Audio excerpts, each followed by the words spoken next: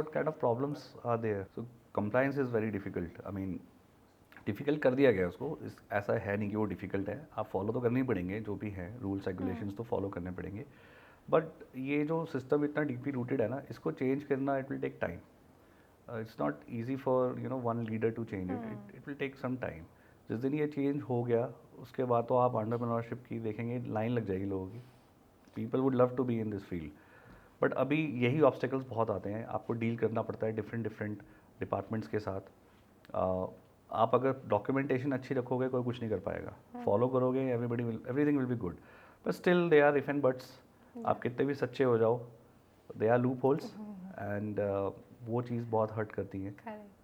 सो ये चीज़ें फेस किया है हमने, और ये हर कोई फेस करता है और करना पड़ेगा. अगर आप इस मैन्युफैक्चरिंग लाइन में आ रहे हो, even you are going in a retail sector, not in the manufacturing, you have to go with all these kind of things.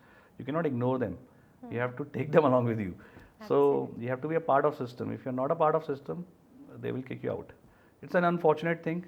I'm saying this openly, but everybody knows this inside, like it has to be done. It has to be fixed in a way. Yes. Otherwise, you cannot do business here. And it's everywhere. You have to be a part of the system wherever you are doing the job or business or manufacturing, whatever. Agreed. Because anyways ऐसा होता है ना, जो apple in the basket of oranges is anyways the soft target for anybody. So same goes here also, है ना, मतलब जिस field में आप हो और आप एकदम डिफरेंट चल रहे हो, आउट ऑफ द सिस्टम चल रहे हो in a way, so you would anyway be the target. लोग आएंगे गिराने. हाँ, लोग आए हैं गिराने.